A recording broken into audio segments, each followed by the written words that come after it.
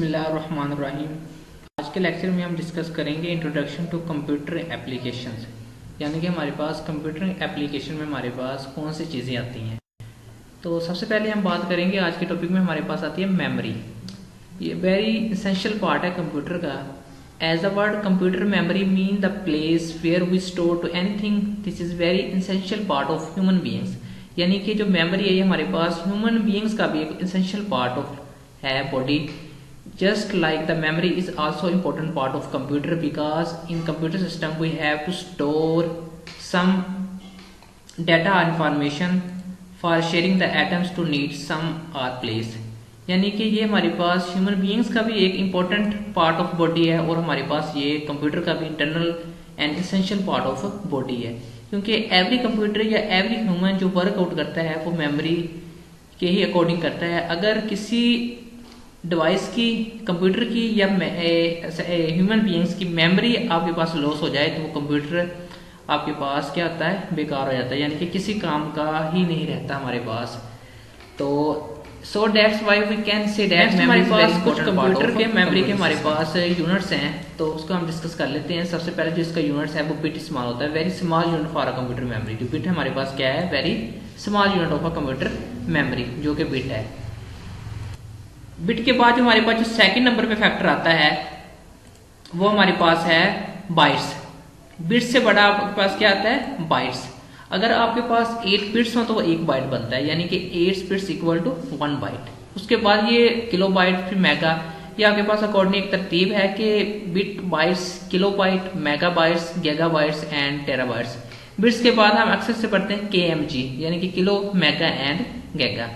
तो ये अक्सर एमसीक्यूज में क्वेश्चन के किलो बाइट्स इसके बराबर होता है, वो आपके पास 1024 बाइट्स हो तो किलो बाइट्स बनता है। इसी तरह 1024 किलो बाइट्स हो तो 1 मेगा बाइट्स बनता है। तो यानी कि अगर आपके पास इनकी तरतीब आती है तो आप इजीली इसे याद कर सकते हैं, यानी कि 1024 बाइट्स से किलो बाइट्स, फिर किलो बाइट्स के साथ 1 लगा दें। नेक्स्ट हमारे पास है क्लासिफिकेशन ऑफ मेमोरी जाएगा memory.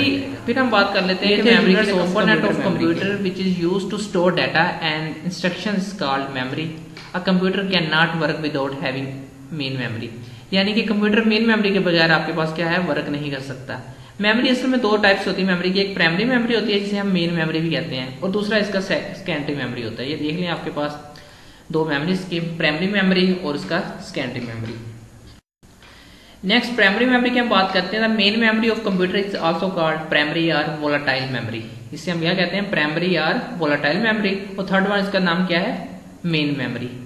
It store instructions and data given to the computer for doing specific job. ये कंप्यूटर इसको इंस्ट्रक्शन देता है मेमोरी को कि आपने कौन सा टास्क परफॉर्म करना है, तो फॉर डूइंग स्पेसिफिक जॉब। ये आपके पास किसका काम है, प्राइमरी मेमोरी या मेन मेमोरी का। उसके बाद फर्दर जो प्राइमरी मेमोरी की 2 टाइप्स हैं आपके पास, एक होती है रैम, एक होती है रोम। तो अक्सर एमसीक्यूज में ये भी आता है कि RAM stand for random access memory, और रोम आपके पास क्या होता है, रीड ओनली मेमोरी। इनके नाम याद कर लें कि रैम आपके पास रैंडम एक्सेस मेमोरी और रोम आपके पास क्या होता है, रीड ओनली मेमोरी, यानी कि हम इसे रीड कर सकते हैं, राइट नहीं कर सकते।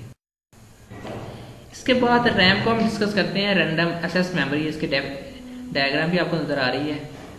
तो it is called random access memory because data from RAM can be accessed directly. इसे हम एक्सेस डायरेक्टली कर सकते हैं। RAM is used to store program and data being used for computer. ये हमारे पास क्या करता है, रैम डाटा को स्टोर या प्रोग्राम करता है, तो किसी भी कंप्यूटर के लिए यूज करने के लिए। Data and program can be put into RAM. जो डाटा या प्रोग्राम होता है सबसे पहले हम क्या करते हैं, उसको रैम के अंदर पुट करते हैं, जो कि इनपुट डिवाइस है, फ्रॉम इनपुट डिवाइस।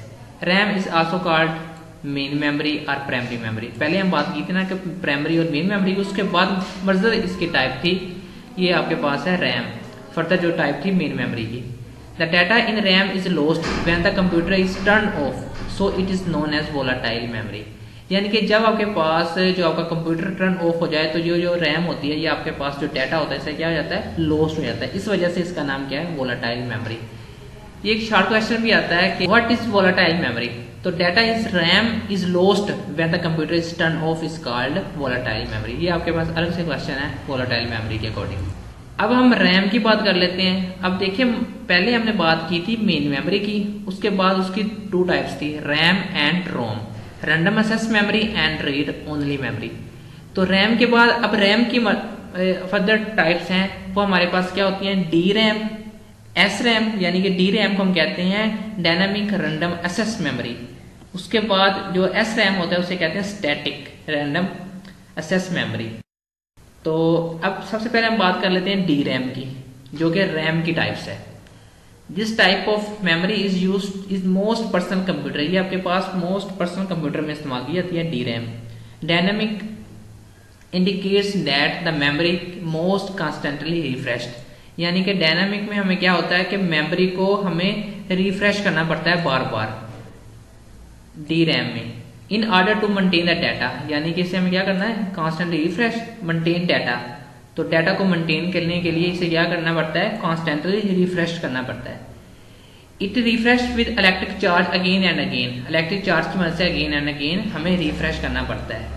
ये इसका डिसएडवांटेज है। इस चीज का क्या है डिसएडवांटेज, अगर हम इसे कॉन्स्टेंटली रिफ्रेश ना करें तो जो हमारे पास डाटा होता है वो लॉस्ट हो जाता है डी रैम में। Otherwise data store into can be lost during the refreshing process. CPU can not read और write data, therefore it is slow, यानी कि ये हमारे पास जो डाटा है हमारे पास एस रैम होता है। एस रैम स्टैंड फॉर इसके लिए होता है स्टैटिक रिफ्रेश करने की हमें जरूरत होती है। अगर हम रिफ्रेश ना करें तो जो सीपीयू होता है कैन नॉट रीड और write data, therefore it is the term static. अब देखिए सबसे पहले हम बात कर लेते हैं स्टैटिक टर्म को। The term static is derived from the fact does not need to be refreshed, यानी कि ये स्टैटिक है, यानी कि इसको हमें रिफ्रेश करने की जरूरत नहीं होती, like that dynamic RAM. It is faster and expensive than D RAM, यानी कि ये अब बात करते हैं क्या होता है। सबसे पहले हमने बात की थी थ्रू डी रैम, उससे हमें नॉट नीड टू रिफ्रेश की 2 टाइप्स रैम एंड रोम। तो रैम के बाद रैम की 2 टाइप्स थी, उसके बाद मजीद हमने डी रैम एस रैम को डिस्कस करने के बाद हम रोम पे आ गए हैं। अब रोम क्या होता है, रीड ओनली मेमोरी, इसमें हम सिर्फ मेमोरी को क्या कर सकते हैं, रीड कर सकते हैं। अब इसकी डेफिनेशन पे बात करते हैं। The memory which can only read data but can not right on it, यानी कि हम जस्ट रीड कर सकते हैं, राइट नहीं कर सकते। This is the reason why that is called read only memory, यही वजह है कि हम इसे रीड ओनली मेमोरी का नाम देते हैं। The information is stored permanently, हम इसमें इन्फॉर्मेशन जो होती है वो परमानेंटली स्टोर कर सकते हैं, ये बिग इसका एडवांटेज है। उसमें क्या था, अगर रिफ्रेश ना करें तो मेमोरी जो होती थी हमारे पास डाटा वो लॉस्ट हो जाता था। In such memories during manufacture when the power is turn off the instruction stored in mem are not lost, ये प्रॉपर्टी है इसकी। This is called ROM non volatile memory, यानी कि अब डिफरेंस आ जाए कि नॉन वोलाटाइल और वोलाटाइल का, तो आप लिख सकते हैं कि जो रैम होता है वो वोलाटाइल मेमोरी होती है, जो रोम होती है वो आपके पास नॉन वोलाटाइल मेमोरी है। अब अगेन टाइप्स ऑफ जो रोम है हमारे पास वो 3 टाइप्स की रोम होती हैं, P ROM, E ROM and double E P ROM. और जो रैम थी हमारे पास 2 type, D RAM and S RAM, और रोम हमारे पास कितनी है, 3 टाइप्स की होती है। तो instruction data in P ROM the error can not be erase, यानी कि डाटा को हम क्या कर सकते हैं, रेज नहीं कर सकते। P ROM chip becomes and unusable. Next हमारे पास है EP ROM, erasable and programmable read only memory. अगर देखिए नाम से ही जाहिर है ये हमारे पास क्या करेंगे, हम इसे erasable and programmable read only memory. तो it is very important form of ROM, ये वेरी इंपॉर्टेंट पार्ट है रोम का। तो the form of ROM is initially blank, ये इनिशियली तौर पर ब्लैंक होती है। इट इज राइटेबल, इसके ऊपर हम लिखते हैं, फिर रीराइटेबल है, यानी कि राइटेबल है, उसके बाद क्या है रीराइटेबल, यानी कि ये रेज होगा अगर खराब हो जाए या हमारे पास कोई हमारे पास ईपी रोम में है तो हम उसे रीराइट कर सकते हैं ना। Even we can erase EP ROM में हमारे पास क्या होता है कि इलेक्ट्रिकली स्पेशल डिवाइसेस इरेजेबल, यानी इलेक्ट्रिकली मदद से हम इसे इरेज कर सकते हैं। And program read only memory, it is most advanced form of ROM. This kind of ROM can be written और changed with the help of electrical devices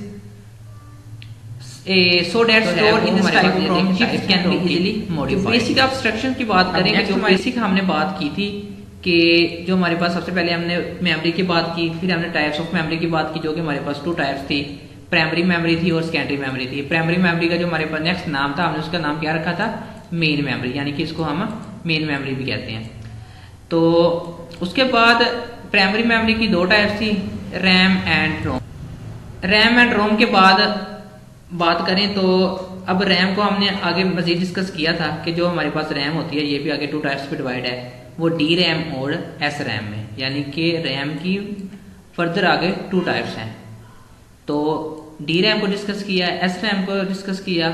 इसको हमें कॉन्स्टेंटली रिफ्रेश की जरूरत होती थी, यानी कि कांस्टेंट हमें रिफ्रेश करना पड़ता था, जबकि जो हमारे पास स्टैटिक रैम थी इसे कांस्टेंट रिफ्रेश नहीं करना पड़ता था। तो इसमें जो हमारे पास डाटा था वो क्या होता था, लॉस्ट हो जाता था, जबकि जो हमारे पास एस रैम थी इसमें जो हमारे पास डाटा था वो लॉस्ट नहीं होता था व्हेन कंप्यूटर टर्न ऑफ। तो ये इसका डिसएडवांटेज था। फिर हमने रोम की बात की, वो हमारे पास पी रोम, ई रोम और डबल ई रोम थी। तो ये टॉपिक था हमारे पास प्राइमरी मेमोरी के ऊपर, यानी कि जितनी डिस्कशन हमने की है वो हमारे पास था प्राइमरी मेमोरी के ऊपर। जो इसका सेकेंडरी मेमोरी है इसके ऊपर मैं एक और लेक्चर बना दूंगा, जिसके अंदर इसकी मजीद टाइप्स हैं सेकेंडरी मेमोरी के भी, क्योंकि प्राइमरी मेमोरी और सेकेंडरी मेमोरी के मजीद आगे टाइप होती है। अगर आपके क्वेश्चन प्राइमरी मेमोरी डिवाइड हो जाती है रैम एंड रोम में, और जो सेकेंडरी मेमोरी होती है वो डिवाइड होती है मैग्नेटिक चैनल और प्रैक्टिकल मेमोरी। तो इसके अलग लेक्चर होंगे। तो